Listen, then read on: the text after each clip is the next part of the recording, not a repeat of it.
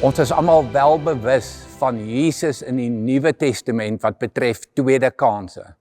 Maar dit is vir my verskriklik belangrik dat ons moet die Ou Testament ook betrek om agter te kom dat dis God se hart, dis wie God is, 'n God van tweede kanse. As 'n eerste voorbeeld wil ek gebruik Rahab die prostituut, rondom die hele Jerigo verhaal van die mure van Jerigo wat val en in die 7de dag 7 keer om die mure loop, lees ons in Josua 6 vers 25. Josua het die prostituut Rahab en haar familie, al haar mense, laat lewe.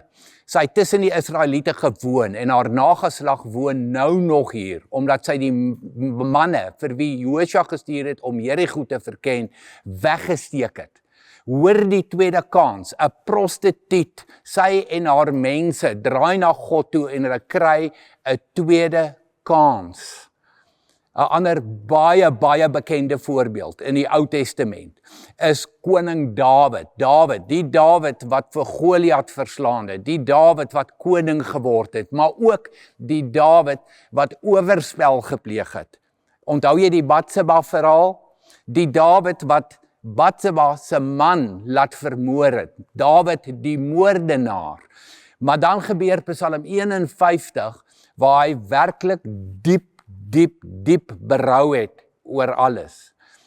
Daai create in me a clean heart, O God, waar hy vir die Here sê, Here, ek bring al hierdie onreinheid vir my, al hierdie verkeerde keuses van my, bring ek na U toe, vergewe my, ek kom smeek vir 'n tweede kans. Dan lees ons in Handelinge 13 vers 22, van hom het God gesê, ek het in Dawid, seun van Isaï, 'n man na my hart gevind. Ja, Dawid die moordenaar, Dawid die een wat oorspel gepleeg het, 'n man na God se hart. Dit is die tweede kanse wat God gee.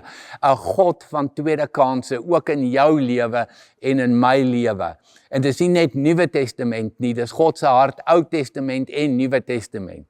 Manasse, ek wil amper sê die berugte Manasse in 2 Kronieke 33, doen die moeite gaan lees daardie verhaaltjie. Daar's 9 verse oor sy boosheid, oor hoe boos hierdie man was, onder andere dat hy sy kinders in die vuur gegooi het, sy seuns as 'n offerande in die vuur gegooi het, wreed, absoluut boos.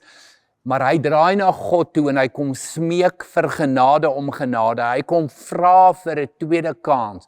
En wat doen die Here? Selfs hierdie bose Manasse kry 'n tweede kans. Daar's genade vir hom.